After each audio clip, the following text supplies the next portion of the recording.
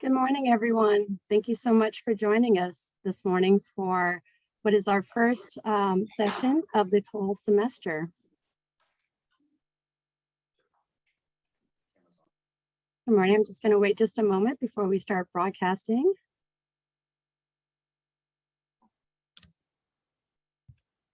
Good morning again. Just as a reminder, feel free to use the chat function to communicate, and again, to use the Q&A function for any questions that will be posed to the panelists. Good morning again. My name is Dr. Agatha Caraballo. I'm an associate teaching professor in the Department of Public Policy and Administration and the founding director of the Maurice Ferré Institute for Civic Leadership here in the Stephen J. Green School of International and Public Affairs at Florida International University. I'm really excited to be welcoming today a great panel of civic leaders from the city of West Palm Beach. Please join me in welcoming them. For those of you that this may be your first session or learning about the Maurice Ferré Institute for Civic Leadership. We are a new institute in the School of International and Public Affairs, upholding the legacy of the late Mayor Maurice Ferré, who was the mayor of Miami from 1972 to 1985, and often considered the founder of modern Miami. The Institute is based on the principles of promoting civic engagement and leadership, community infrastructure, and social justice. And this series, the Civic Leadership and Service Series, takes the opportunity to speak with some of our civic leaders on these areas.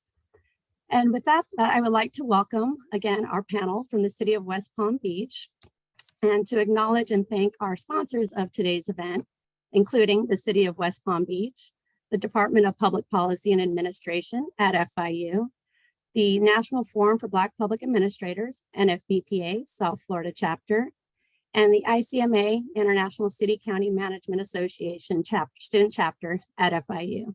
Thank you again for joining us. And at this time, I would like to introduce our moderator for this morning's events, Dr. Philip Harris. Welcome, Dr. Harris, and welcome to everyone from the city of West Palm Beach. Good morning, good morning, good morning. Thank you so much for this opportunity. Again, we thank you so much for this amazing partnership that we have with Florida International University. And I have the pleasure and distinct honor to moderate this morning's session. And it is an awesome opportunity to see that our mayor, who I'm about to introduce to you, the best mayor on the land, the best mayor in the planet, and that's Mayor Keith James. Mayor Keith James was elected to the city of West Palm Beach, March 12, 2019, and he is serving through 2023, focused on creating communities of opportunity for all.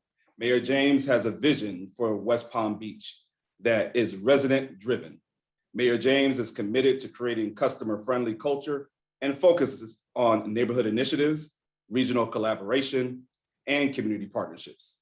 Prior to him being elected as mayor, Keith James served as a District 4 city commissioner from 2011 to 2019. As a lawyer in private sector, Mayor James worked with the owners of small and medium-sized companies to help them achieve their dreams as business owners. He also worked with some Florida top firms and frequently guest lectures in business practices and procedures, and has provided a level of corporate and executive experience that has benefited West Palm Beach. Mayor James is the first strong mayor, whereby mayor is the chief executive officer, directly administered structure, and the city's fourth African-American mayor. Mayor Keith James has been West Palm Beach resident for the last 30 years, and it's where he resided with 2 children and has dedicated his life to public service. Mayor James and his wife are proud to call West Palm Beach home. Mayor, the best mayor in the planet. Okay. First of all, good morning, everyone, and welcome. I promise you, I do not make that a part, that whole business about being the best mayor, I don't make that a part of the introduction. So, but your check's in the mail, brother. Your check's in the mail. I appreciate that. Also, let me correct a little something. I'm not the first strong mayor.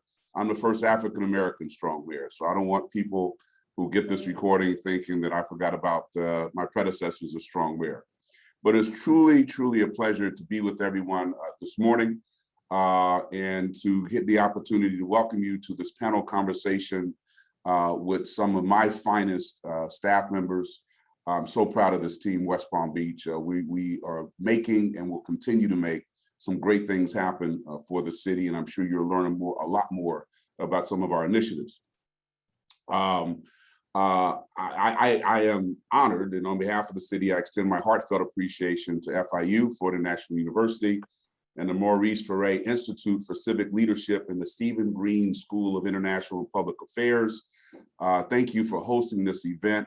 It is truly an honor to participate in something that has been named after a mayor. I like to say whenever I speak that I think it should be a requirement that anyone serving at the state or federal levels in elected positions should have been served as a mayor. This is where the rubber meets the road. This is where you really get the lessons and how to be a public servant. You can't hide from your constituents. You go to the grocery store, you go to the gas station, you go to the gym, and people do not hesitate to come up and discuss with you their view of what is right and most of the time what is wrong with the city. But what it does do is it really helps you keep your finger on the pulse of what your job is as an elected official. And we're all about public service. We are servants of the public. And so a lot of times these the politicians, they get to the state house or Congress or even the White House, and they forget that they are public servants. But I will get off of my soapbox. That's not what I'm here for. I also want to thank you, Dr. Agatha Caraballo, for your partnership and making this discussion possible for FIU students and any West Palm Beach and South Florida residents who may be watching. I think I saw someone here all the way from Tallahassee, so that's great.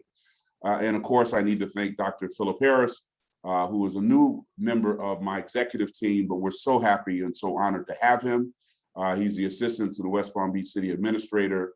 And in his short time here, he's already been making a big imprint on our city and our culture. And he's going to be moderating this morning's event, as everyone has heard. Just a little bit about our city. We were incorporated in 1893. We celebrated our 125th anniversary just before COVID hit. We are a diverse city with a population of 117,000 and continuing to grow. Actually, West Palm Beach is a majority minority city, according to the latest statistics. We are the largest city in Palm Beach County. We're the seat of the county, and I think the premier regional economic driver. Our urban core and our premier coastal location helps us to continue to attract residents and businesses from many different sectors. And although I hesitate to say COVID and positive in the same sentence, recognizing the severe impact COVID has had on our nation and indeed the world, if there's anything good or positive that came out of COVID, is that the spotlight has shined and continues to shine very brightly on West Palm Beach. I'll be doing an interview with Bloomberg News later this afternoon to discuss the transformation, what's going on in our city, and try to, the eyes of certainly the corporate world around the nation and even perhaps around the world are upon West Palm Beach, and it's truly an honor. We have 1,700 employees who work for the city and provide many services, including, of course, public utilities, public works and sanitation, engineering, parks and recreation, our library, housing and community development, art life, economic opportunity, police, fire, and communications. I often say that public safety is job one for any city, but it is not the only job. There is so much more that our residents demand from us as they seek a better quality of life. And I am proud of the team that we have here in the city, and I know they are working. They're working very hard. to make sure that our citizens receive the quality of life that they deserve. Dr. Harris alluded to it. I served on the city commission for 8 years and was sworn in as mayor in 2019. My articulated vision when I was campaigning, and something that I've stuck to as I've been serving as mayor, is to create in West Palm Beach a community of opportunity for all. A community of opportunity for all. It is important for me to work to make this city a community where anyone, boy, girl, man, woman, black, white, brown, gay, straight, can find something in this city that they can hang their hat on as they pursue their dreams.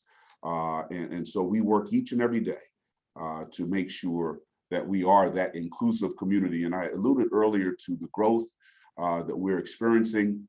And I would consider myself a failure as a mayor if the benefits of this growth did not expand to all sectors, to all four corners of our city. The most underserved neighborhoods should benefit from the growth that we're experiencing, and that's my job. So we prioritize public safety, economic opportunity, workforce and affordable housing, and certainly improved customer service for all of our residents. To me, it's so important that every resident have a voice. And it's equally important that that voice is heard by our elected officials, and that the ideas, inputs, and concerns of those who are elected to serve are utilized to inform government decisions that can improve the lives of everyone. To ensure the viability and vitality of our city for years to come, we work to ensure that there's a healthy democracy, that there's plenty of public participation, and that civic engagement is prioritized. I'm often asked, especially by young people, how they or the public can get involved in their city government. And I encourage everyone to follow, attend, or participate in a public meeting, identify an issue that they're passionate about, and champion, work for that issue, whether it's sustainability, whether it's clean streets, whether it's a safe community, you want to get crime out of your community. Come to the city commission meetings, volunteer for the city. Our committees, our commissions are online. Look and see if there's something there where you can contribute. It's a two-way street. It's not always looking for what the city can do for you. We are often asking people to let us know what you can do for the city. We are a community. It takes us all to build a healthy, vibrant community. As the late Martin Luther King Jr. once said, everyone can be great because everyone can serve. That greatness rests in each and every one of you. So in closing, thank you again to our panelists and participants and everyone watching today. You are here because you care greatly about these issues. Our city, our region, and our nation are all the better for your interests, your energy, your passion, and your ideas. And again, Team West Palm Beach, I am so proud of you. And I know you'll continue to make me proud. So I can't wait to hear all the good reports that come from your services panelists today. Thank you again, everyone, and enjoy today's program. Have a great day. Thank you. Thank you very much. Appreciate it. So at this point in time of our program, I'm so glad to be able to allow our panelists to do a quick introduction of themselves. And I will start with our Public Works Department. Thank you. I'm Josh McDermott. I'm the Public Works Director. I've been with the City of West Palm Beach for close to 24 years now. I absolutely love what I'm doing. I love being here. I love the people I work with. I love my boss, the mayor. It's a great place to work. It always has been. I left for a short time. I came back because I loved it so much. Plus, it was a good opportunity for me to come back. Prior to being with the City of West Palm Beach, I was in the United States Marine Corps for 8 years. I joined at a really young age, 17. My parents actually had to sign the permission slip for me to join. But again, I've been here for close to 24 years, and I absolutely love it. It's a great place to work. Thank you, Josh, for joining us. Appreciate it. Thank you. Sabili? I'm Sibile. I'm the Administrator of Public Art and Culture. And I have what a lot of people consider to be like the fun job, but I have to tell you, that's also stressful. I have a master's in arts administration and policy. So I have a lot of the things that happen in this institution. I have studied and experienced. Just a few fun facts about me. I run, I'm a yogi, I meditate. I share these 3 things with you because to be a civic leader, you need to be grounded, and those 3 things ground me, besides obviously my family. So just sharing some fun things. Beautiful, Sylvia. Thank you so much.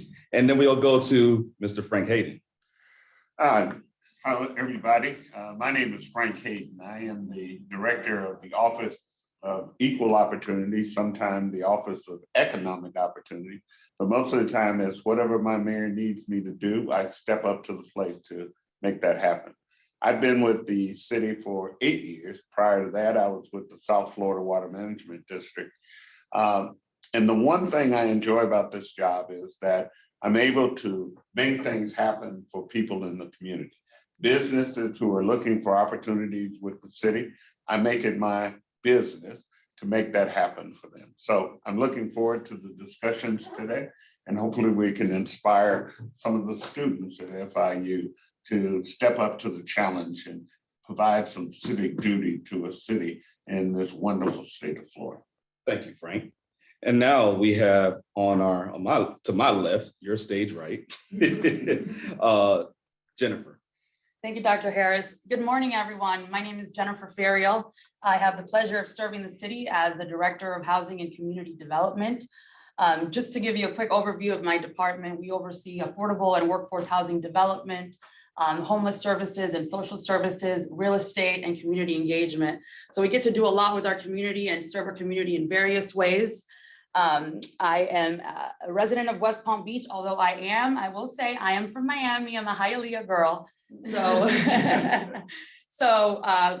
had the opportunity or applied for FIU, almost went to FIU, but I did end up going to Barry, but excellent school. And I am honored to be here and to be able to speak to the many students who are watching. Thank you so much, Jennifer. And now our Parks and Recreation Director, Leah. Good morning. I am Leah Rockwell. I am the Director of Parks and Recreation. I have been with the city for about 24 years. And I actually went to the university in Florida called Florida State University. No offense, FIU. But where I studied Parks and Recreation as a career. So it was my passion to begin with, and I've stuck with my passion throughout my career of over 30 years. So what Parks and Recreation does, other than parks and community centers, we have aquatics facilities, as well as we have community events. So we bring the community together in so many opportunities for civic engagement and to learn about our cultures and our differences and to embrace each other as one city with one goal, and that's for quality of life and prosperity. So I look forward to today, and thank you, Dr. Harris, for inviting me. Thank you, Leah. And as she would always say, and we know it starts in parks. So, but the historical context and literacy and education, I'm gonna pass it over to our colleague, Lisa. Hi. There you are.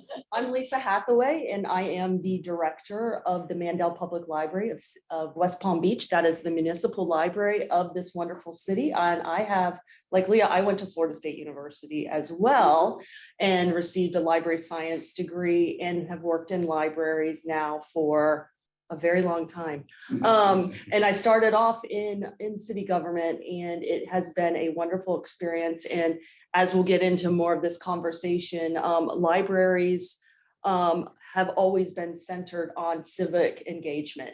And it's just a cohesive relationship between libraries and civic engagement. And I'm really excited to share with everyone what we do at this library and what the city is doing as well. So thank you. Thank you, Lisa. So as you can see, we have an amazing panel for you today who represents the city's community and business services leadership. And again, I really want to thank those all around the country, not just FIU in South Florida and West Palm Beach, but we have individuals all over the country. So I'm very, very excited to be able to showcase the city of West Palm Beach this morning. So first, we'll like to start off with a little icebreaker here to ask all our panelists. And that first question would be, And Josh, you can start off by answering this, and they'll just go around, everybody will answer the same question. What are the core values of civic leadership as it pertains to your position? Okay, for me, it's respect and integrity. I think it's important to treat each other and treat others with respect, regardless of what their position is. It's important to keep people's dignity intact when I'm speaking to them. And also integrity, doing the right thing no matter who's watching. I learned that from being in the military. That was one of a lesson I learned early on, and I continue to try to do that. I'm not always perfect at it, but I try to do it in my career with the city of West Palm Beach. So thank you. Thank you. Sabili? For me, it's thinking critically, experientially, and politically, and also for advocacy of the arts. So I advocate for the arts to be central to our everyday life. And with that, it's another value is collaboration. I collaborate not only with the community, but I try to nurture new partnerships, develop new partners, and in doing so with the goal of social divide through public art. Because I believe that public art, if it's central to our everyday lives, can break down a lot of barriers. Can I do some 3 snaps on that one? Frank? Thank you, Dr. Harris. I think it's important in terms of my view of life and what I work and where I work. I think it's an obligation on our parts to give back to our communities in any fashion, shape, and form. And in my case, it makes it excellent because I get to see folks who normally don't get an opportunity to do business with municipalities, or when I was with the South Florida Water Management District, to open up those doors for them, to make a difference in their lives so that they can make a difference in somebody else's. So I just strive every day to see how many people I can assist and help to get their foot in the door here at the city of West Palm. Equity, amazing. That's so powerful nowadays more than ever. Let's go over to Jennifer, please, if you don't mind. Answering the same question, if you don't. So, I think from my perspective, and I'm not just tying it to the work that I do, but I think to leadership overall, it's so important to build trust, right? And especially in government, because it's often said that people don't trust government or they don't trust the political system. And so building trust is so essential, building trust with your team, with your residents, with your colleagues, with your superiors, because that's the core to everything. You work better with people that you trust, you get things done with people that you trust. So I think it's building that, doing what you say you're going to do, following through what you say you're going to follow through on, being a good steward of public dollars, that's first and foremost.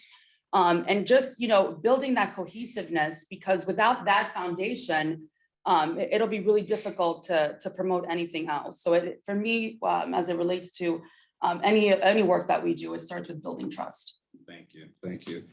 Leah?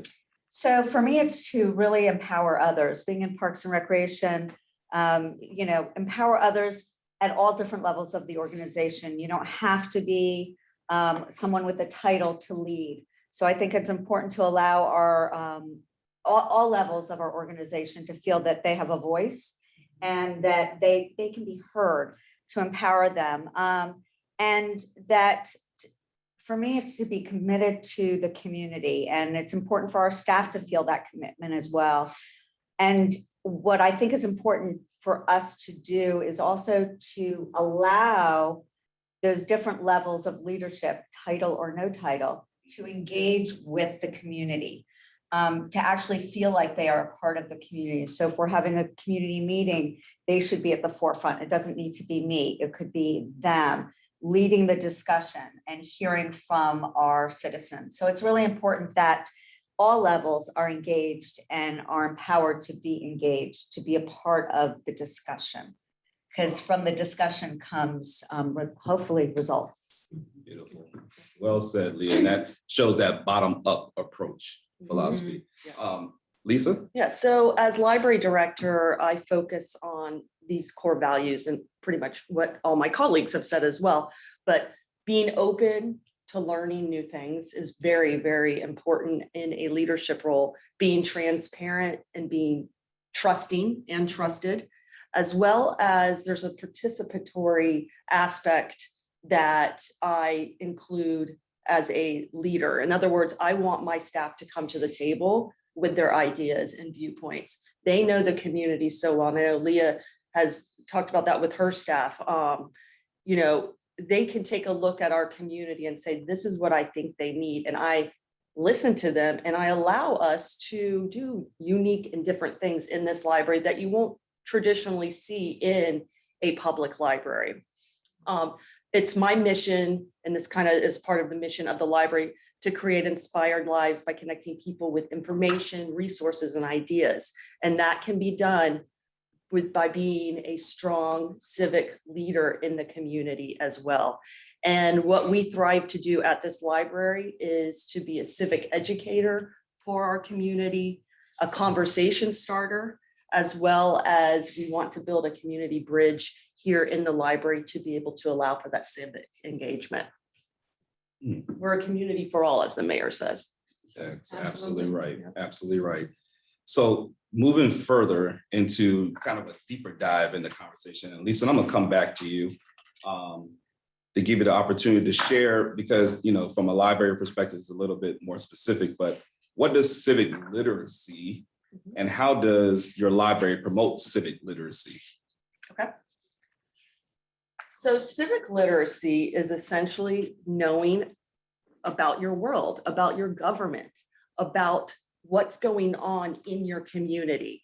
And as a library, we play such an important role about, you know, literacy is being able to read, but you also have to be able to read your community, understand the governmental process, understand, for example, how the mayor became the mayor. Getting involved in our community is civic literacy, and the Mandel Public Library makes it a point to provide programming and services to strengthen the civic literacy of our community. If you know how this government is run, if you know how to attend a public meeting, if you know how to send an email to your mayor, your voice can be heard. And the library plays a very integral role in that process. So what we do is we may have voter drives, voter registration drives in our library. We actually took the time to take this census and debunk all of the fake media and news that surrounded the census during 2020. And on top of that, and I know that I sent some links about that, we actually have fake news YouTube videos to help explain to our citizens the difference between what's real news and what's fake news. So libraries play such an integral role in educating our community, informing our community, and that's what civic literacy is. As well as we might curate for the Black Lives Matter movement, a book collection, electronic book collection, which was really important when our library was closed, so people could learn more about that movement. So our role with civic literacy is to make our community more informed and ready to take those steps towards social change. Wow, wow. Thank you, Lisa. That was pretty deep. You know, we have a lot of knowledge around this table. However, we have a colleague, as you heard in our introduction, has been with the city for many years. And so I'm gonna go to our Parks and Recreation Director, Leah, because this question, I think you can bring some true knowledge and wisdom to our viewers. Based on your experience, what are some of the most pressing issues that local municipalities like the city of West Palm Beach are facing? Well, it's really across the country, across the nation. Currently hiring quality workers and retaining staff. That really right now is, I think, our pressing issue. And Josh is over there going, yeah, yeah. What we're finding is that some individuals are preferring to stay home, as well as this generation, and I don't want to talk about Generation X and Generation Y, but there seems to be our younger population. You know, when we were kids, we couldn't wait to get a job. We couldn't wait to get our driver's license. We couldn't wait to be more independent. It seems that this current generation of young workers are not as eager right now to get out and get employed and have the money in the pocket that they're personally earning. So we're having a tough time hiring staff and quality staff. You know, because we are government, there is a background check, and you know what you do in your youth could follow you through adulthood. So there are things that are coming up on people's background checks that are just not making them hireable. And then having a work ethic. So those are you know, one of the difficulties that we're facing right now, pressing issues, is quality workers, retaining staff, because there aren't a lot of quality workers right now. All the municipalities are taking from each other. They're upping their offers so that a good worker will jump ship from our city and go to a neighboring city. That way they won't have to move. They're not leaving the area. They're just jumping ship to another municipality. We want people to better themselves. That is a part of who we are. However, we hate to lose our good resources and our good people. They make the city great.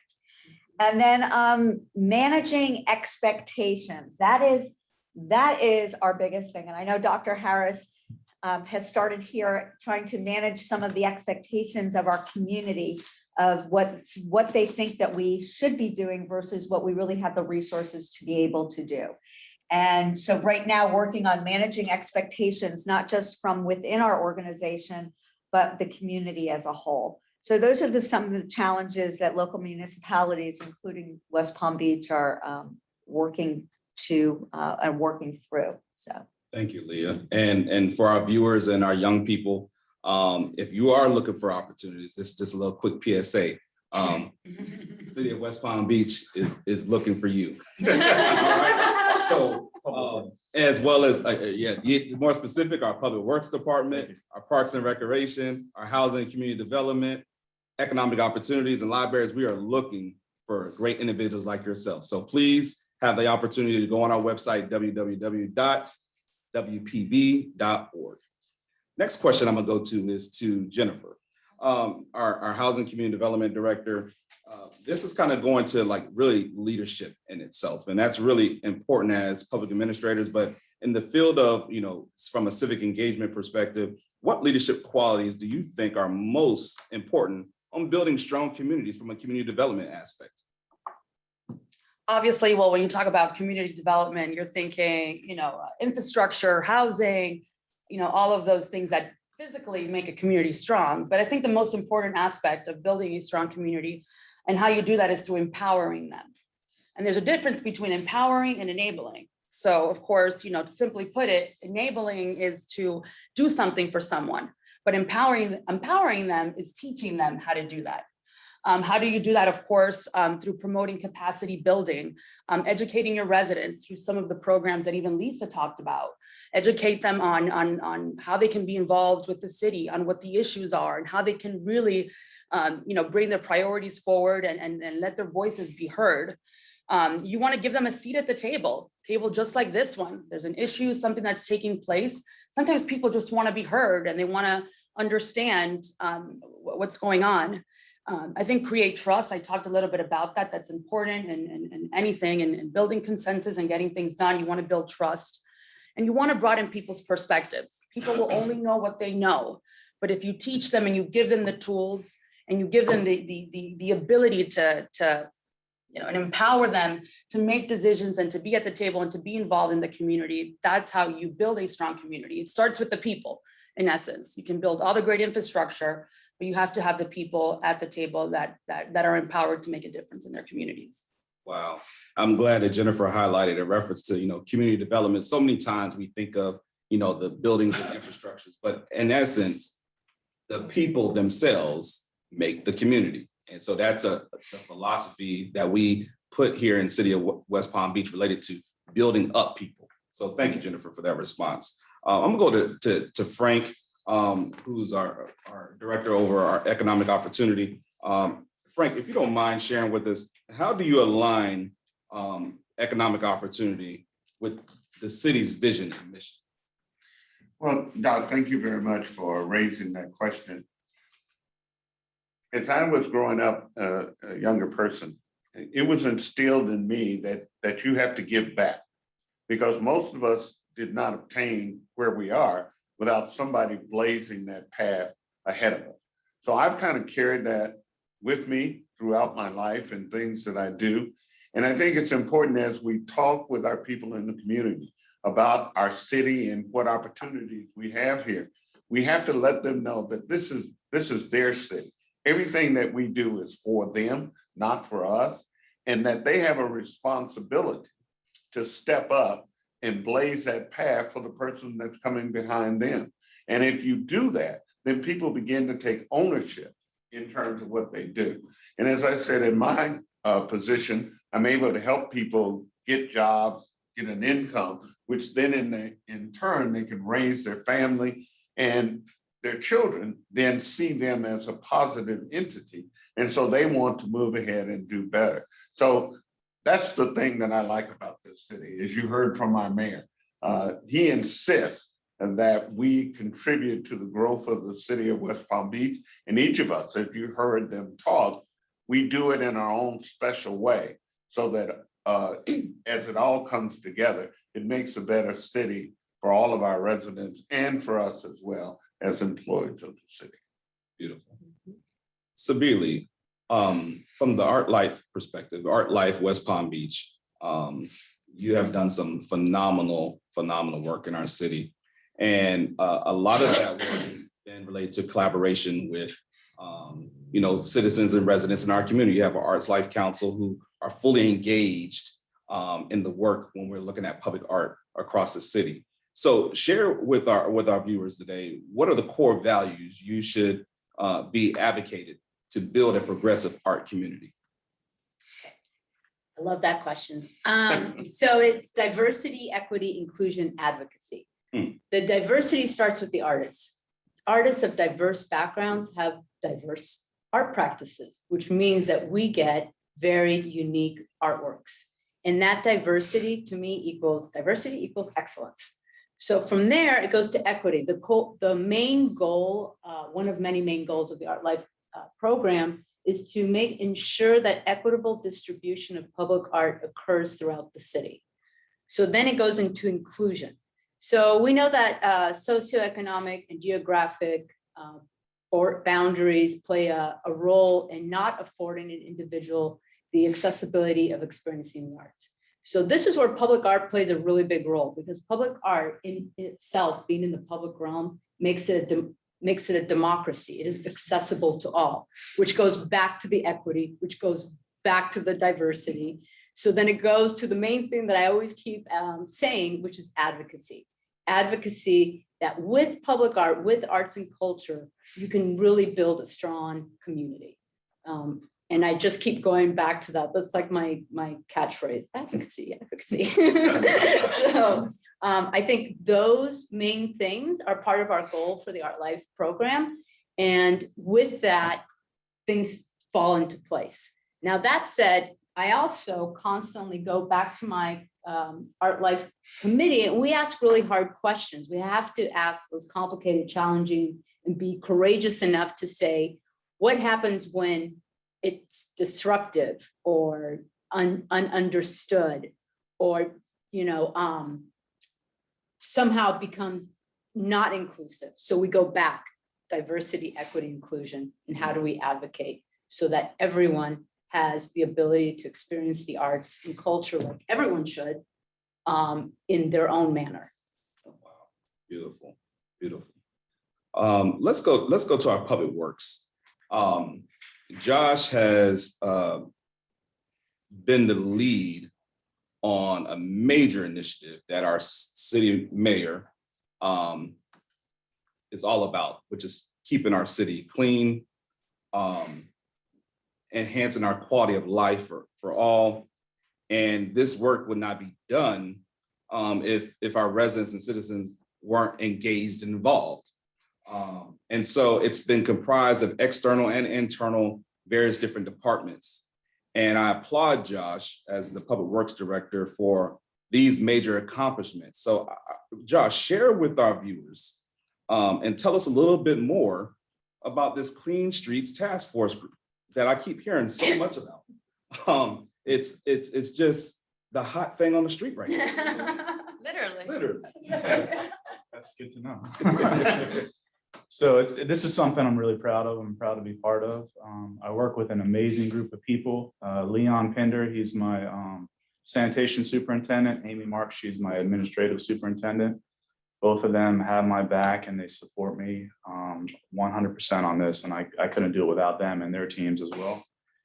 So as part of Mayor Keith James' commitment to neighborhoods first, he started this Clean Street process basically, and it was launched through the Neighborhoods First coordinator, Tiffany David. To further enhance that effort, we created a task force and also to hold people accountable and also build on that. So like Dr. Harris mentioned, we have citizens that are members of our task force, and we have 3 subcommittees. We also have almost every department in the city of West Palm Beach as part of this task force. On the committees, we have an illegal dumping subcommittee, a abandoned vehicle subcommittee, and we also have a litter subcommittee, which we recently got permission from the commissioners to become a Keep America Beautiful affiliate, which is another thing I'm really proud of. It's going to add some huge resources to us, and we're going to complete a litter index, and we'll be able to prioritize and focus our efforts on certain areas of the city that need to be improved as far as litter goes. Some of our accomplishments, the relationships that we've been able to build with the different departments, specifically the police department, they've been a huge help to us. There's 3 sergeants I want to mention: Sergeant Gellin, Sergeant Heiser, and Sergeant Pruz. They've been a huge help to us. We've it's unfortunate that it's come to this, but we've made 5 arrests recently related to illegal dumping.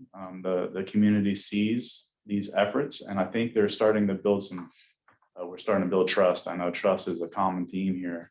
A lot of neighborhoods realize that we care and we're there to help their neighborhoods. What we do on public works, not only in sanitation, but the other areas of public works, everything we do impacts quality of life, and it is related to safety, whether it's fixing a pothole, a sidewalk, a street light, all these things impact quality of life and the safety of our residents. So it's something I'm really proud of. Thank you, Josh. I mean, I'm very proud of the great work that you and the team has been showcasing in our city and addressing. But at the end of the day, the concerns that come from our residents, we are addressing those issues block by block, across our whole city. So it's nothing that's going to happen overnight. But with the work and collaboration, we're able to make a lot of great things happen. If we can go to full view of the room here, I want to do an open question again to across the room. And I think this is important related to the conversation that FIU students and our viewers really want to hear. And this question ties to: what role do you believe that civic leadership plays in promoting democracy and or social justice? So I'm gonna go to Sabili first. You can just stay full room. You can go to Sabili first to answer that question for me. So the question is within my leadership role, right? So it's in general.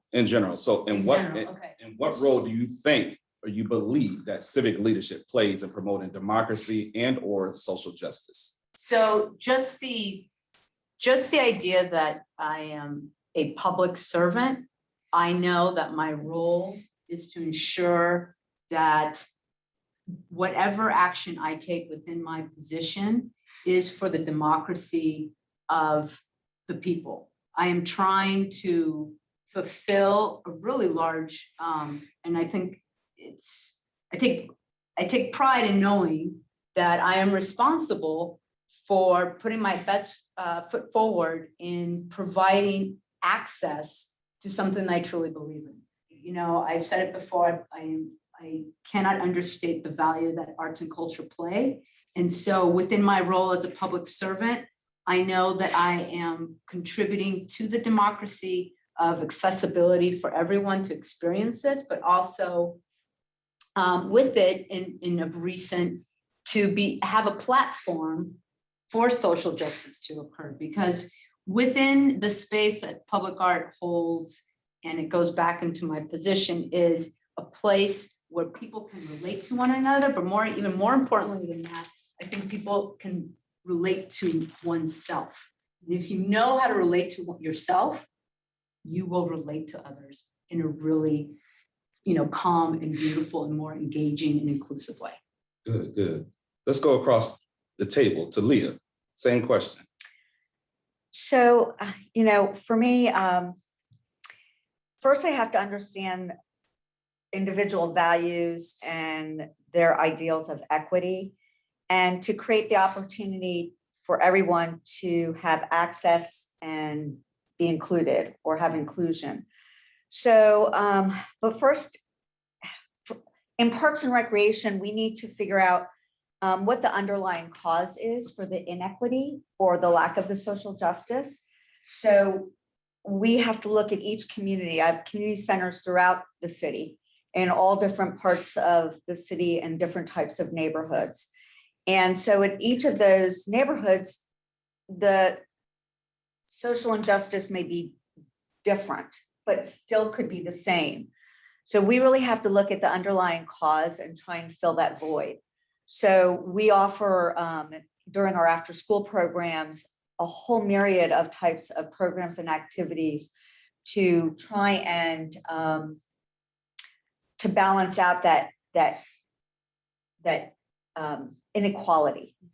So we work with a lot of STEM programs, STEAM programs for the education of our youth, because we've got to start somewhere.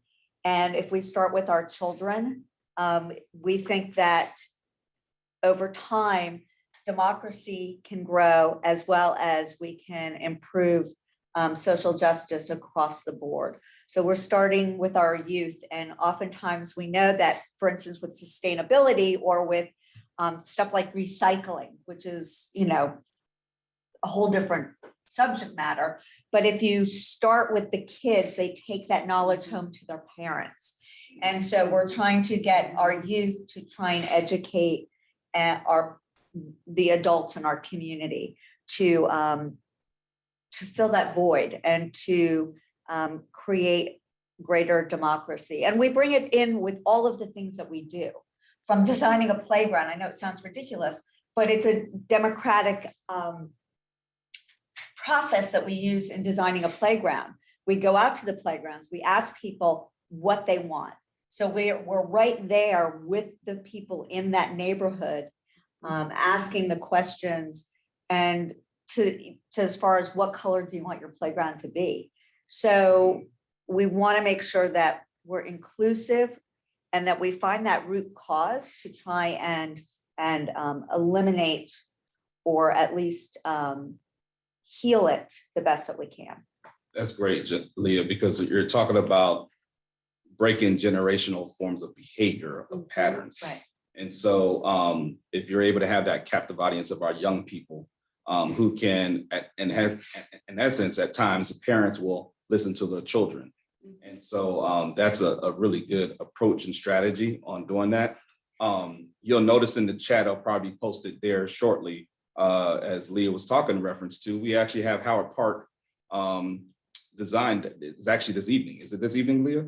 Is it Howard Park? I think it's Thursday. Thursday, okay, Yeah, we're designing a community center. Community We have center. some architects there. Correct. Absolutely. So that shows the form of democracy, what she's talking about. Right, because it's not about what I want, it's what the community wants. Exactly. Lisa, yeah, Well, I see you're itching there. So I go am. ahead. Answer the question. So I'm a librarian and I brought a book. Yay. What's that book? Let's for zoom in. all- Let's zoom in here. For all of the students and our civic leaders, it's going to be probably hard to read this. Oh, yeah. It's called Palaces for the People: How Social Infrastructure Can Help Fight Inequality, Polarization, and the Decline of Civic Life by Eric Kleinenberg. Many of you have probably heard of this book.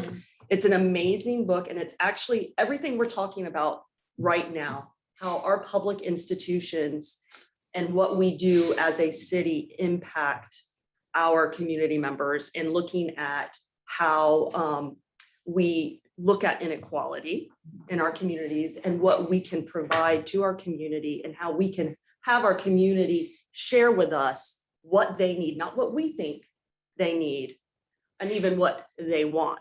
And as a library, you know, we have long been seen as the most democratic institution. I mean, libraries have been around forever. We bring people together, just as our community centers. And librarians, our role is to really bridge that gap between apathy and engagement by opening up our library for everybody and anybody. I don't care who you are, you can use our library. And we are going to have services that touch everybody. And that's what's so exciting about working in a library. And I know, you know, FIU doesn't have a library science program, but don't let that hold you back. Take a look and see what's going on in our public libraries. We're changing. And what we're doing is we are opening up the doors to access and really looking at our underserved populations. And I'll just give you a really quick example. Sure, go ahead. We noticed, we were talking with our parents and our kids. We're like, why are you not checking out any books? You need to be checking out books. And they're like, oh man, I have so many overdues. I lost my book. And we're just like, okay, this is ridiculous. I'm here to inform. I'm here to provide you wonderful services, to the free after school homework centers, to free lunches in the summer. We said, you know what? Let's just get rid of fines. So now there's no more overdue fines in our library because it was affecting our community. Okay. And so now you're not going to get an overdue fine. And on top of that, and this might get a little bit too technical, but we got rid of you having to renew your own books on your own. The system does it all on its own. So you don't have to navigate our website or get a phone call. And that's really helpful for an older population of people. So when we talk about the role of civic leadership in democracy and social justice, that's what the library is here for, really. Wow. And I'll end it on that. And check out our website, wpbcitylibrary.org, because I think you'll be very surprised at what this library is doing for our community. It's above and beyond, and we work really well with Parks and Rec and HCD to take a lot of their programs and art life. We're actually getting lots of art in our library for the first time ever. So it's just been great. The collaboration that all of our departments have is really what makes this city a great city. Beautifully said, beautifully said. How many times I'm gonna keep using the word beautiful? So one thing that I wanted to mention, I was talking to a colleague of mine with the National Forum for Black Public Administrators. She happened to be in Alexandria, Virginia. And last week, they actually hosted a forum related to the first sit-in in a library in Alexandria, Virginia. And the African-American and Black community felt that they should have access to library books. And this community was the first, not first community, but it was the first sit-in that happened in that community in 1940. So again, the library is here for a reason, for multiple reasons. Jennifer, how do you feel about this question? I think I need to come to you next because I feel like I'm itching too. Let's go. Well, I mean, you can't talk about social justice and promoting democracy without talking about housing. I mean, if you look at, and luckily and thankfully, I'm tasked with promoting that. And if you look at just the history of the discriminatory housing practices, you're talking about lending practices, segregated neighborhoods, neighborhoods of high areas of concentrated poverty. I think it's absolutely our role to undo a lot of that and to put policies and programs in place that do that. I can tell you a little bit about, before I get to that, also talking about, the gentrification of neighborhoods. You want to develop neighborhoods. You want to have neighborhoods of mixed income and mixed use. And however, you want to make sure that you take care of the individuals who have been in these neighborhoods, their hope for generation after generation. So luckily, and I'm very grateful to be in a position where I have the opportunity to undo some of those negligent and discriminatory housing policies. So what we're doing at the city is We're promoting, obviously, the development of affordable and workforce housing, but we're doing that in high-cost areas throughout the city. How do we build in more mixed income in our communities? Our downtown, we just passed a housing ordinance where we're incentivizing development and developers to set aside some units for affordable and workforce housing. You don't want to drive by a building and know, well, oh, everybody that's in there makes this amount of money. You don't want to know that. You want to know you live in this building and it doesn't matter whether you're a teacher or a restaurant worker or a CEO. You know, everybody should have the ability to have safe and sustainable and affordable housing. We're creating home ownership opportunities for low-income individuals. As you know, home ownership is probably one of the ways where people start to build wealth, right? You have an asset, you own a home, and then that passes on generation through generation.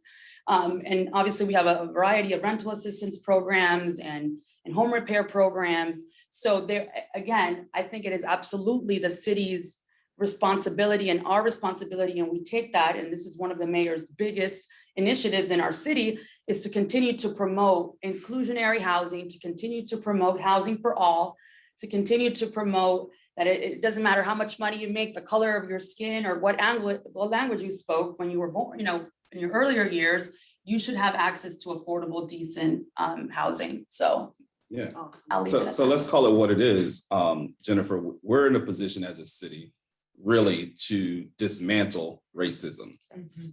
That is the direction in which we are starting to move as a city and changing policy Right. to make that happen. Mhm. And it's good to know that as we're looking at expanding our housing initiative, we are utilizing a racial equity lens, a racial equity lens. Frank, bring it home for us too, from an economic opportunity with small businesses and minority women businesses too.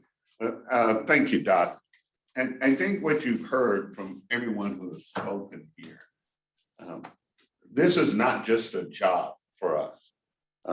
This city is our community. We're actively involved in community organizations. We get involved with those community organizations, and that way we know what's going on out in the community, and we have an idea of what it is that the community needs and how we ought to go about making that happen. As Doc spoke, in my role, I'm involved with a number of business organizations like the Black Chamber and some others. And so I clearly understand what the problems that are facing a number of the minority-owned business, women-owned businesses, small businesses. And so we're developing programs here at the city that can assist them in eliminating the problems that they have. Example, a lot of small businesses can get a project and then they discover that they need money to perform the project. So what we've done at the city, we've developed a relationship with some local banks here so that if a business gets a contract with us, they can go to that bank, and the bank, that is, if their credit is such a level that they can be assured that they'll get their money back, that the bank will provide them with some upfront money so that they can perform their job. We found out from other folks as well that I liken them like that they can put a window up, but they don't know how to do a business so that they can get contracts to be able to install windows. So we do training for them so that they can make that happen. All of this helps to break those barriers that have kept people who look like us, younger people, from obtaining where they need to go. And the last thing I will say is this, for the students there at FIU, you have a responsibility and an obligation to help your community, because someone, and you might not have known who that person was, blaze that path so that you can be where you are today. And so it's your responsibility and your duty to blaze the path for the next person. And you might not even know who that next person is, but that person got to where they were because you took the time to take part in your community and to ensure the fact that they'd be a success just like you've become. Thanks, Frank. So from Josh's perspective, in Public Works, we have the sanitation department that falls in his shop. And, you know, historically, Josh, back in February of 1968, if we remember, in Memphis, Tennessee, we had, this is an opportunity where we're talking about democracy, where unions obviously came together and they unified and they went on strike. And so, you know, to this question specifically, Josh, how do you see that civic leadership plays in that promoting democracy in your sanitation department or division within your department?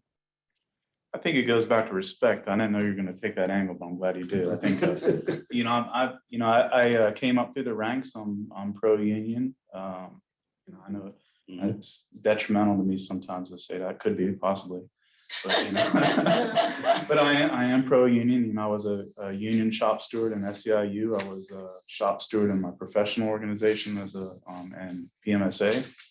I believe, we have to treat those employees fairly and respectfully. There's unions were created kind of with the safety aspect in mind. We wanted to create a safe environment for our workers. So, I think we have to treat them, if you become a leader, I look at, Leon Pinder, he's my superintendent. I look to him for inspiration. He's not afraid to get his hands dirty. I do the same thing. I try to lead by example. I try to, encourage others to do whatever they can to build themselves. That's what I did, any kind of training opportunities there. So, it's important to offer these training opportunities to employees and, make them feel valued because they are, I can't succeed if they don't succeed, so everything I can do to help them succeed. That's my main job as a director, as a supervisor. So just offering that support and, making sure they know they're valued.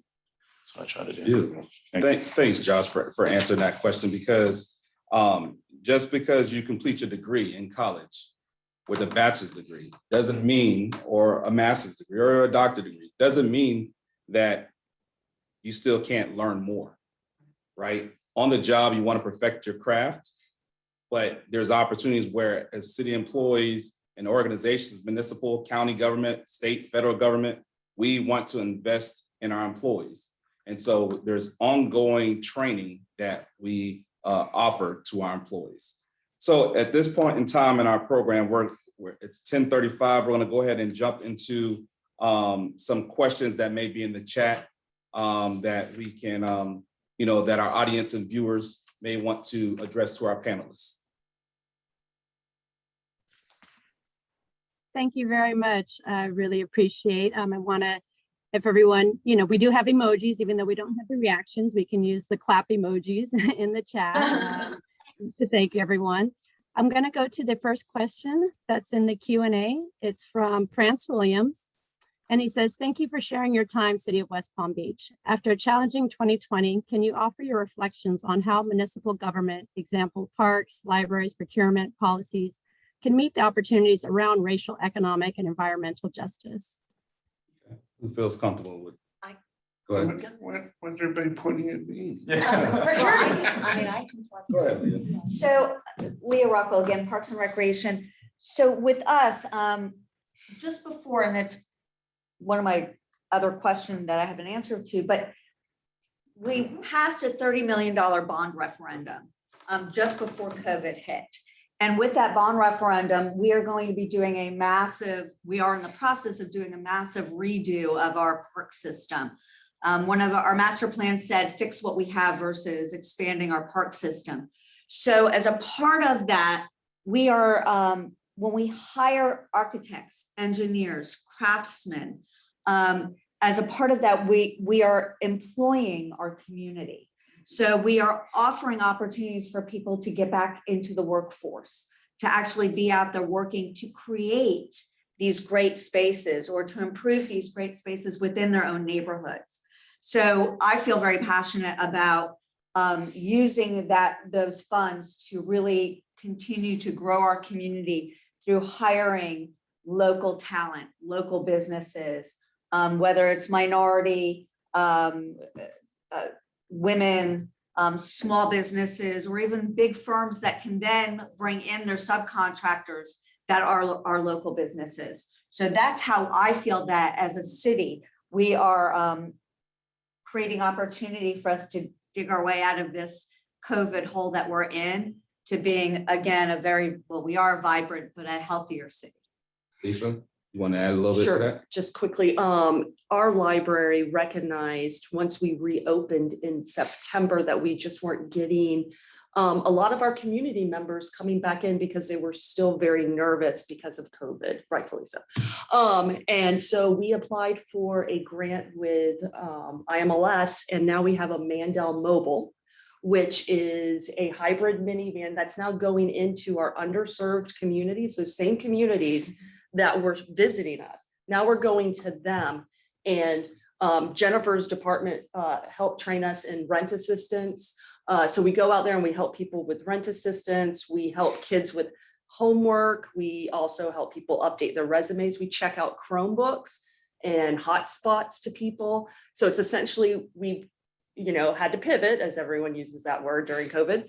So we pivoted, and now our library is driving out into our local parks to visit our community members that are just not comfortable at this point of coming back to our library. So innovatively in COVID, we had to, change our thinking of the way that we normally would do business. I'm glad that Leah brought that up, because as I shared with you all before, we're looking for young people and talented people who are looking for opportunities to come work here. But if you're viewing and you have a business or you're inspiring, we want you to here in West Palm Beach too as well. So please look at these opportunities.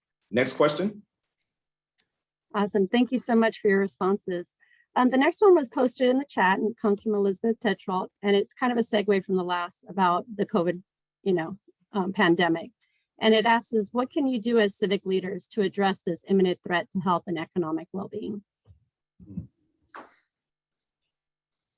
If I might. Yes, go ahead, sir.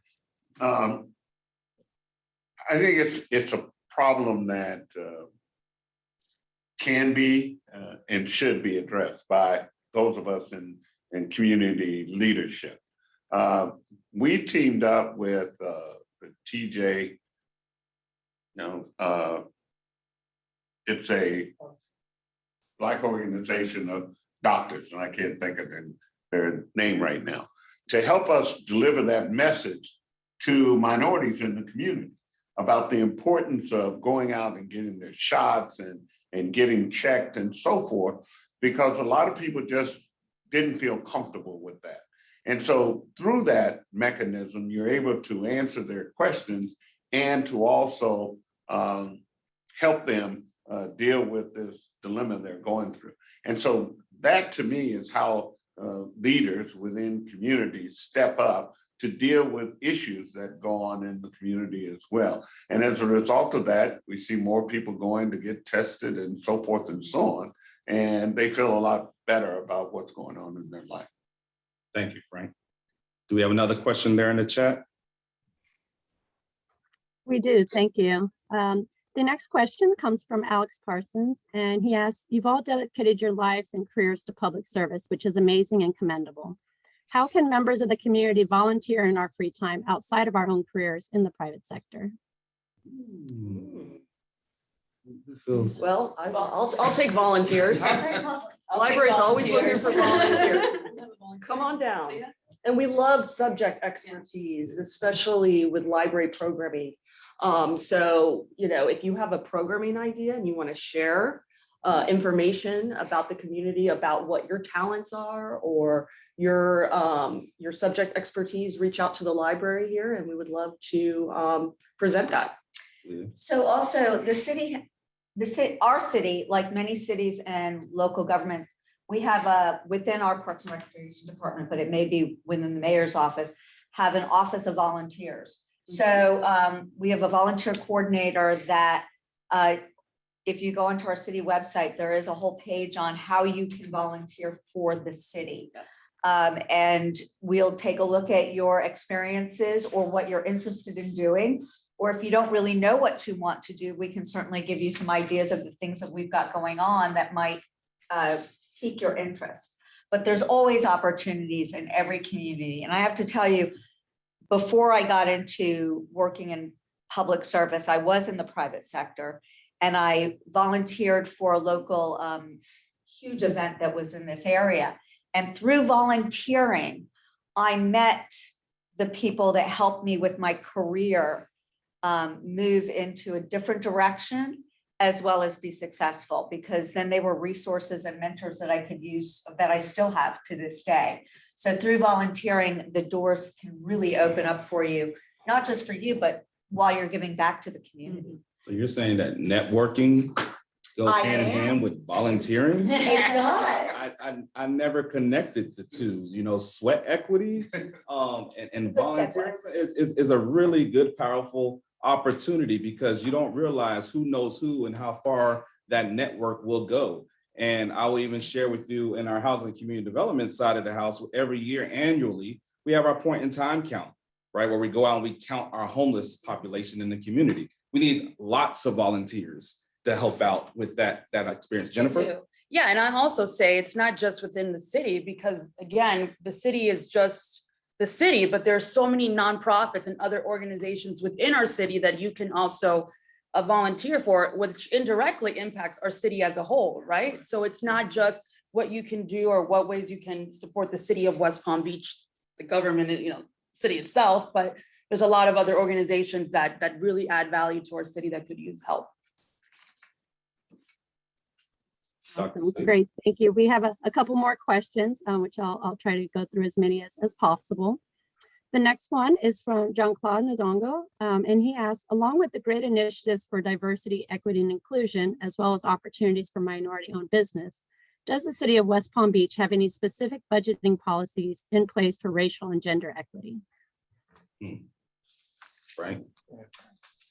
I'm trying to think. Let me attempt to answer it like this. Within our programs that we have here, we have what we refer to as sheltered market program, that are only those firms who are certified as small businesses can compete for those projects. So you're not competing against the larger firms, you're competing with people on your same level. And so that has enabled a number of small businesses to get their foot in the door, to do some work with us. Then we discover that they're excellent contractors, and then that just leads them to getting more and more work. And the other thing that I would say to you, I mentioned to you earlier, we have a relationship with some banks, but we're going to be starting in our new fiscal year, which begins October 1, we're going to start a loan program for certified SBEs, MWBs here in the city. If you're certified with the city of West Palm Beach and you are a business owner in the city of West Palm Beach, you can apply for some funding that's between $5,000 to $20,000. You can use it for hiring, buying equipment, or bringing on some additional staff to do work for you. So those two things are some things that we are targeting for our small and minority-owned businesses to kind of help you get a leg up and get your foot in the door. I'll also add one thing that's currently a big part of what the city's focusing on. Our mayor has convened a racial and ethnic task force. And what that task force is tasked with doing is reviewing our internal policies or programs, and they're reviewing different areas. And so to ensure that we're promoting racial and ethnic equality, they're looking at the areas of criminal justice, the areas of education and workforce, finance, banking and business, health, and real estate and housing. So there's different individuals from either internal staff and external members of the private and public sector. And they're looking at the policies that are currently in place and things that we can do to move forward in those efforts and things that we can implement. Our department, we also won a grant with Florida Housing Coalition, and that grant is called Closing the Gap. We were one of 2 municipalities in the entire state to win that grant. And it's a technical assistance grant, and it is going to help us look at our policies and programs and initiatives in order to increase the Black home ownership rate within our city. So that's going to start, we're going to start looking at that, and it's a 2-year technical assistance grant. So there is a lot going on as it relates to racial, ethnic equity within our city. And I just, if I could, Doc, I think those are just examples of why any of you students there who want to come work for a fine city, that's why you ought to come visit us here at the city of West Palm Beach. That's right. Thank you, FIU. Awesome. Thank you so much.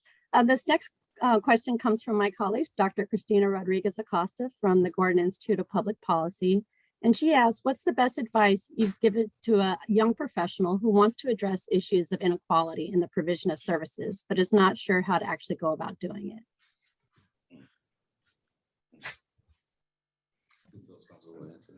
Dr. Harris, why don't you answer that question? You're a fine person. I'm just a moderator. I'm just a moderator. So, so one thing, can you repeat the question for me again? Sure. It's basically for students and young professionals who want to address issues of inequality in the provision of services, but aren't quite sure how to go about addressing those issues. How to address the issues. So one golden rule my mom always said is a closed mouth will never get fed. And so you have to voice your concerns, and there's different ways of going about doing that. You know, at times, whether you're doing it verbally or non-verbally. And so sometimes you may feel more comfortable in putting that in writing and sharing that with a person or a confidant whom you feel comfortable to share your concerns, because, you know, local government is very political, and local government is very political, and policy makers are in decisions, and sometimes they may drive on their own interests.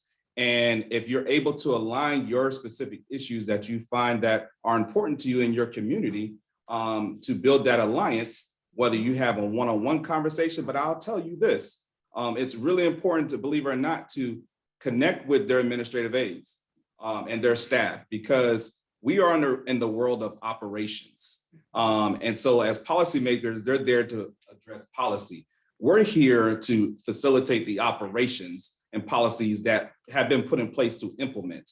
And so sometimes some of those policies, as young people that you may feel uncomfortable about, you speak with the staff members, meet with them one-on-one, have coffee with them. Again, we said volunteer with them. There may be a volunteer experience, and that is an opportunity to break ground to where you may feel comfortable as you're doing a litter cleanup in your neighborhood, and have those conversations, because again, a closed mouth will not get fed. And the more that you start doing it, the more comfortable you'll start feeling, because the anxiety will bubble up if you've never been in a position of, you know, voicing your concerns, especially if it's dealing with race.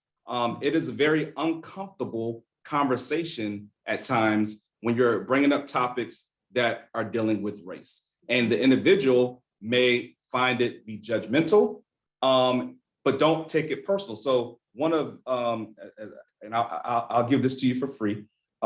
This is from the Dr. Phil show. I use the term called Q-tip, quit taking it personal. So don't take it personal if they respond back a certain way in your response to them. And don't let that stop you or hinder you from your voice not being heard. Don't close your mouth and just go away and don't address the issue. Go through the next door, right? Have the opportunity to bring that issue to someone else. Dr. Harris, I'll add to just, and I agree with everything you're saying, but I will also add that you have to educate yourself on the issue itself, because there's a lot of misrepresentation and a lot of, you may think that this specific issue is this when really it's this, or you may walk down the street and say, well, the city of West Palm Beach doesn't care about this neighborhood. Look at how dirty the streets are. But you may not know that Josh has a program, but there's something going on, right? So I just think it's also important to educate yourself. Correct. And to understand, you know, why certain things have to be the way that they are, or why they're that way, and then you can change them. But I think educating yourself is critical to being effective and getting your voice heard. And I would just say too, there are organizations out there that you can join, and the majority of them have a young professional component of that. You know, it's like with the Urban League or the Hispanic Council or the Black Council. You join those, and you then can bounce your ideas off some other people, hear what others think about it. And that way you begin to learn, grow, And it's a lot better when you're part of a group fighting an issue than you're just standing out there all by yourself trying to make it happen. Yes. Dr. C, I don't know how many more questions you have in the chat, but I did want, before we close out, I did have a closing question I wanted to ask everyone. Is this the appropriate time to ask that question? Or did you have some more in the chat you want to bring up first? That's fine. Go ahead and you can go to that question. So kind of as closing remarks for our group, but of course, if there's more questions we can address, but I want to make sure I get this question in. Any advice for students seeking a career in public service? I really want to have this opportunity to help groom the next pipeline within local government, but primarily even here with the city of West Palm Beach. So I'm just be selfish in that moment, but can you share any advice that you feel that students who are seeking careers in public service, because even though they're an accountant major in the College of Business, does not mean we don't need accountants in the city. Just because you're a mechanical engineer doesn't mean that, yes, you go work for a firm out making big money in the private sector, but you can make good money and great benefits with the city. Just because you're a communication major doesn't mean that we don't have communication folks within the city. So, this is a great opportunity for you to kind of showcase that and say why we need you. Start off with you, Lisa, please. Okay. Well, obviously I'm a librarian, and we get a lot of staff. It's a great place to work, our library. So we get a lot of high schoolers who shelve our books, and then they say, I'm going to go to college to be a librarian. And so what's interesting is what I try to tell them is, working for a municipality, working for a county, you get the best of two worlds. For example, I can be a librarian, but I can also make change, because you are going to work in a community that needs you. And that's like the best feeling in the world, to go into your community and know that you're affecting change, but also know you're going to be working hard and you're going to get very committed, and it's going to take up a lot of your time, but it's the best way to spend your time, knowing that you are making real change in your city, your county, or even if you get a job in a small town, you become a citizen of your city, even if you don't live in your city. But when you work, you might as well live in it, because you're here all the time. Yeah.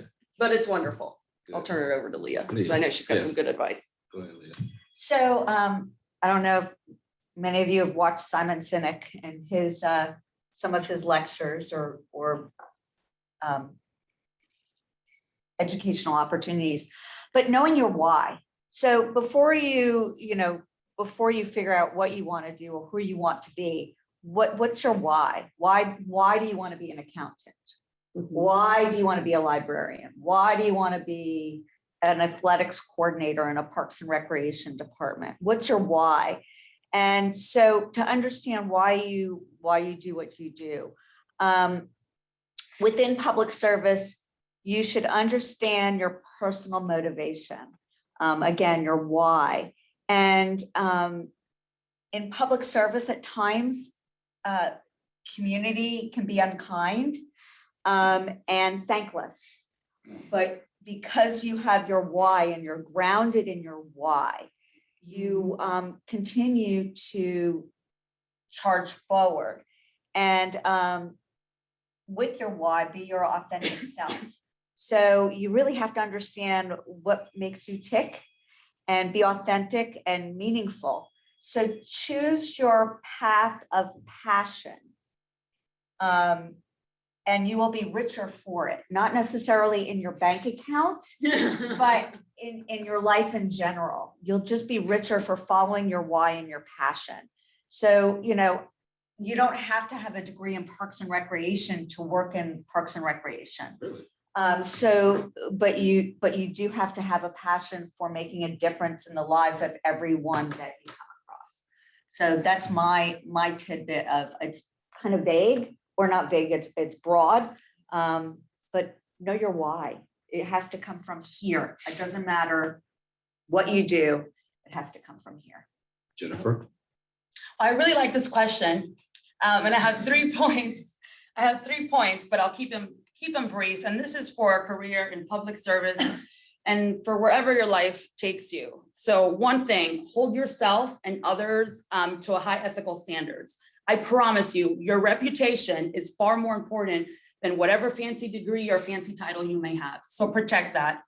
Number two, surround yourself with quality people, people who are not only going to uplift you and guide you to be better, but people who are also going to check you, call you out, and really tell you a couple truths that you need to listen to. Make sure you get some good mentors that will help guide you. I promise you, they will change your life. Shout out to Dora Miller and Nancy Urchek for being mine.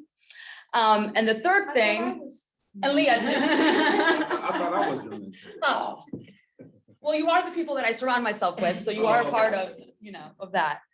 And then the third thing, and this is funny, but I love to say this, and I can't trademark because somebody that's cooler than me stole it, but be a doer, not a do nothing. The only way that you're going to accomplish anything in your life is through action.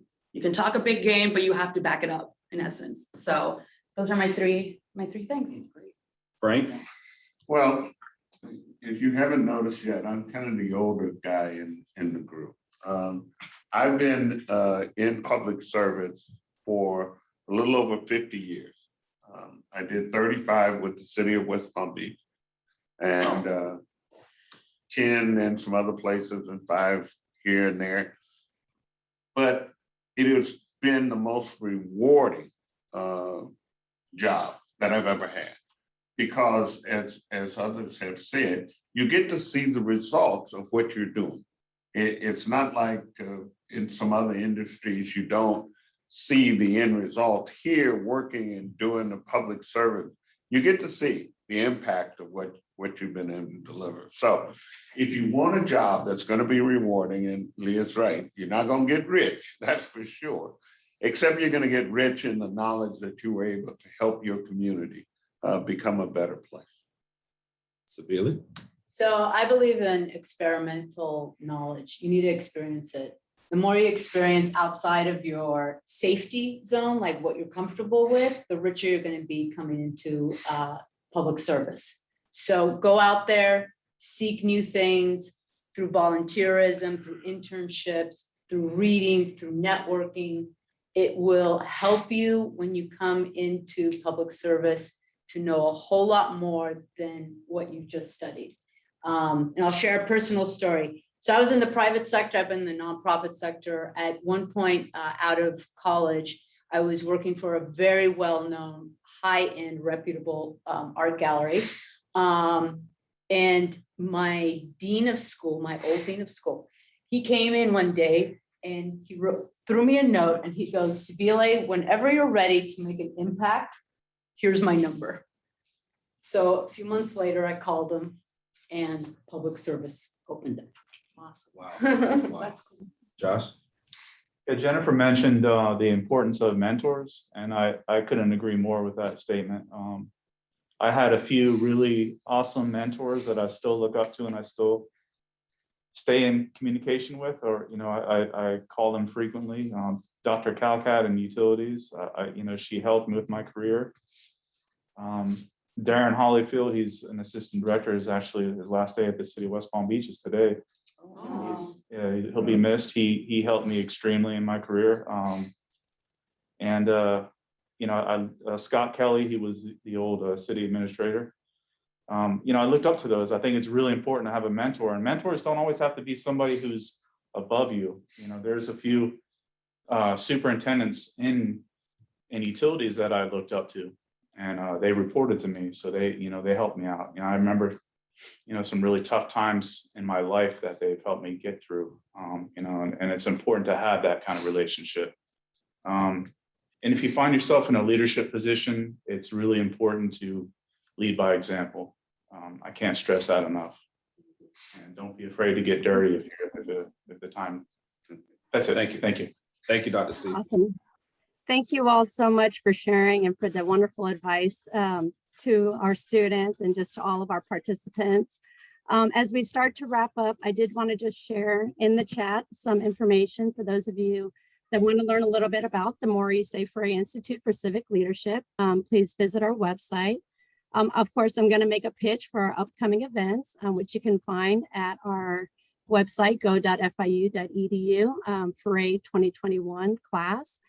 We have next week our Miriam Singer from President and CEO of the Jewish Community Services Florida. Later this semester, we'll also have Cecil Schoon, President of the League of Women Voters of Florida, as well as Miami-Dade County Mayor Danielle Levine-Cava.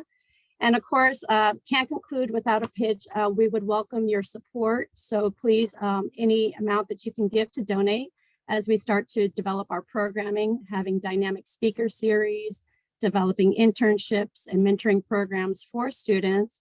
And then we're going to also be planning a biannual Civic Leadership Summit coming very soon, as well as a certificate in civic leadership.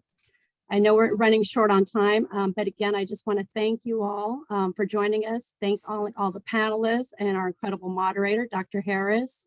And just, I really enjoyed learning a lot about the city of West Palm Beach. And I applaud you all for the amazing work that you're doing and inspiring our next generation of public servants. Thank you, Dr. Garavaglio. Thank you, everyone.